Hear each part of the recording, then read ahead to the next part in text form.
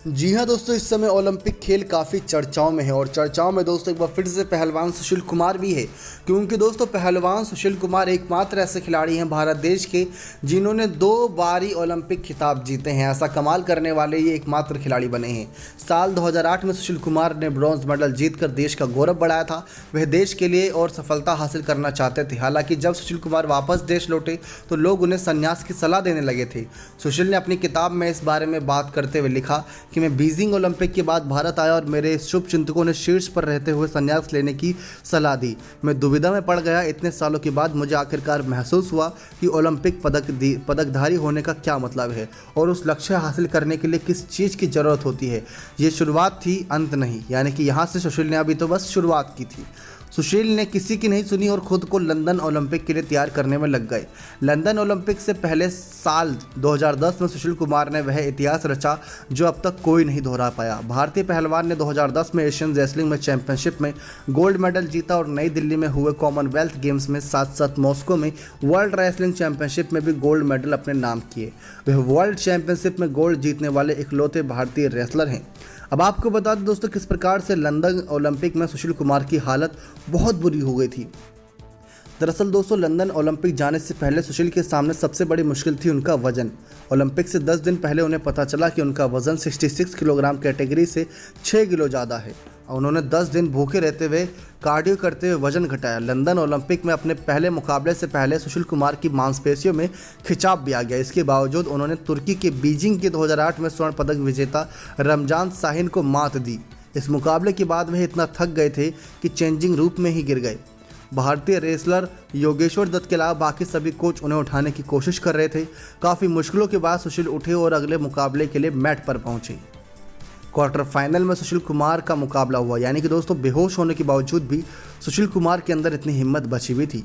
अब quarter final में सुशील कुमार का मुकाबला हुआ उज्बेकिस्तान के पहलवान इख्तियार नवरोजोवा से, जिसमें उन्होंने 6-3 से जीत दर्ज करी। सुशील कुमार ने पहले राउंड में शानदार शुरुआत करते हुए 3-1 से बढ़त ली। हालांकि अगला राउंड सुशील को 1-2 से हार गए। आखिरी राउंड में सुशील ने नवरोजोवा को कोई मौका नहीं दिया और 2-0 से जीत हासिल कर सेमीफाइनल में जगह बना ली।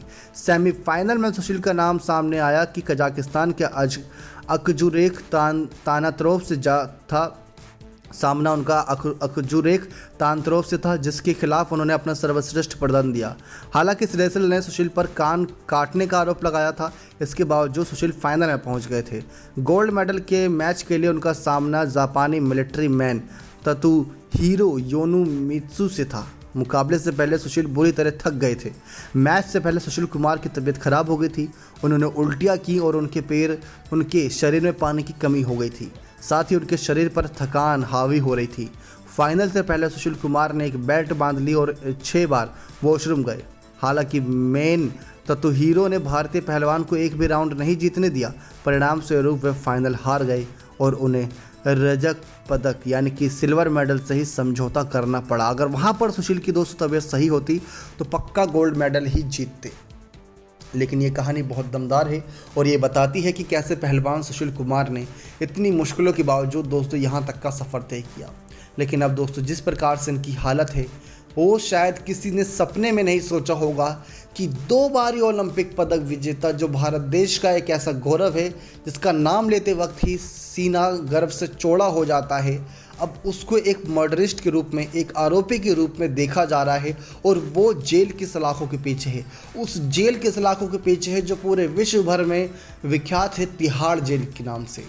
तिहाड़ जेल की सलाखों की किसी एक सेल की सलाखों के पीछे सुशील कुमार बंद हैं। कल्पना कर पाना ही मुश्किल है दोस्तों। कल्पना करते ही रोंगटे खड़े हो जाते हैं कि आखिर कैसे दोस्तों समय क्या क्या दिन दिखा देता है, ये सोचना समझ से परे है। लेकिन यही सब हो रहा है दोस्तों पहलवान सुशील कुमार के साथ, जिसकी वजह से अब ओलंपिक की रौनक तो हमें देखने को मिल रही है लेकिन ओलंपिक पदक विजेता सुशील कुमार नहीं। अगर सुशील कुमार इस समय होते तो भारतीय पहलवानी के लिए दोस्तों बहुत आगे जाते, और वो नहीं जाते तो उनके जो शिष्य हैं उनमें से किसी एक को ऐसे आगे भेजते कि वो आगे जाके उनका नाम रोशन करे, भारत देश का नाम रोशन करे और पदक की उम्मीद के रूप में ही वापसी करे। लेकिन ऐसा दोस्तों अब मुमकिन नज़र नहीं आ रहा। सुशील जेल की सलाखों के पीछे बंद है तो वहीं पहलवान जद्दोजहद करते नज़र आएंगे। लेकिन उनके साथ दोस्तों योगेश्वर दत्त भी मौजूद हैं, वो भी ओलंपिक खिलाड़ी, ओलंपियन बन चुके हैं, ओलंपियन चैंपियन हैं। तो ऐसे में उनसे भी उम्मीदें हैं कि वो भारत देश के लिए आगे कंटिन्यू रखेंगे, जो उनका गौरव का सम्मान की बात है। पहलवानी में दोस्तों भारत देश ने बहुत नाम ऊंचा करा है, ये बात तो देख ली गई है। पहलवानी है और दूसरी तरफ टेनिस के खेल हैं, जो टेनिस होता है जिसमें महिलाओं का योगदान बहुत ज़्यादा होता है, महिला एथलीट का योगदान, जिसमें मैरी कॉम की बात करें तो वो बॉक्सिंग में बहुत अच्छा करती हैं। दूसरी तरफ दोस्तों और भी साक्षी सिंह ने पिछली बार बहुत अच्छा करा था। तो ये कुछ ऐसे महिला एथलीट हैं दोस्तों जिन पर भारत देश को भी गर्व है। लेकिन सुशील कुमार की बात ही निराली थी, सुशील कुमार का अंदाज ही निराला था। लेकिन अब सागर धनखड़ हत्याकांड, जिसमें अभी तक सागर और उनके परिवार को इंसाफ तक नहीं मिला है। गिरफ्तार बहुत सारे लोग हुए हैं लेकिन इंसाफ नहीं मिला है। इंसाफ इसलिए दोस्तों यहाँ पर इंपॉर्टेंट है क्योंकि जो सज़ा होती है कि आखिर कितने साल की सज़ा मिल रही है, ये सुनकर कहीं ना कहीं परिवार को एक तसल्ली मिलती है। क्योंकि जो हत्या का आरोप लगता है, किडनैपिंग और छीना झपटी, बिना सोचे समझे किसी पर हमला कर देना, धमकियाँ देना, ये सब आरोप बहुत घिनौने होते हैं। इनकी बहुत कड़ी सजाएं दोस्तों भारत देश में संविधान के अनुसार। लेकिन अब देखते हैं दोस्तों कि सुशील कुमार को क्या सज़ा मिलती है। लेकिन एक खुशखबरी की बात कह सकते हैं कि सुशील कुमार के नज़रिए से ये है कि वो जेल के अंदर भी बंद रहकर टीवी के ज़रिए ओलंपिक के खेलों का लुत्फ़ उठा सकेंगे।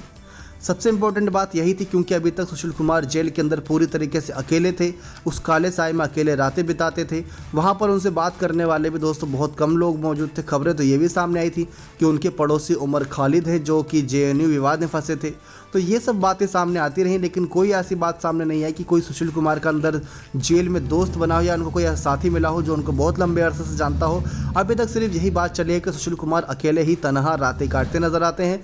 कभी वो अपनी कुश्ती वाले दाव पेश करने लग जाते हैं अकेले में, कभी रोने लगते हैं, कभी हंसने लगते हैं। तो एक तरीके से मन नहीं लगता क्योंकि अभी तक उनको आदत थी कि उनके आसपास हमेशा 4-5 पहलवान मौजूद रहते थे जो जी गुरु जी हमेशा लगाए रहते थे। लेकिन अब दोस्तों वही आदत इनकी खत्म होती नजर आ रही है क्योंकि ना ही इनके आसपास कोई पहलवान नजर आ रहा है, ना ही कोई शख्स नजर आ रहा है। पुलिसकर्मी चारों तरफ चाक चौकबंद इनकी सुरक्षा रहती है ताकि इन पर कोई हमला ना हो सके। तो ये एक अलग ही मसला है। जहां 2 बार ओलंपिक पदक विजेता सिल्वर मेडल जीतने के लिए दोस्तों 6 किलो वजन दोस्तों 10 दिनों के अंदर घटा सकता है, तो वो सोचे पहलवान इस बार का ओलंपिक में गोल्ड मेडल जीतने के लिए अपने आप को और किस लेवल तक ले जाता, तो आप वो कल्पना कर सकते हैं। लेकिन यही हकीकत है दोस्तों कि लंदन ओलंपिक में सुशील कुमार ने मेडल जीतने के लिए जान दांव पर लगा दी थी। हथेली पर जान रखकर मेडल की उम्मीदों के साथ फाइनल मुकाबले में उतरे थे।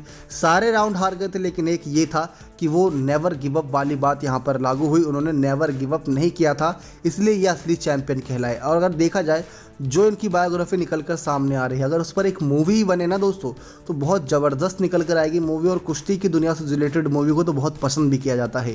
दंगल को ले लीजिए, सुल्तान को ले लीजिए, ऐसी कई मूवी हैं जो बहुत सुपर हिट रही हैं भारत देश के सिनेमा घरों में। तो क्या आपको लगता है सुशील कुमार पर मूवी बननी चाहिए? तो कमेंट करके जो बताएगा। नेक्स्ट 10 स्पोर्ट्स की रिपोर्ट।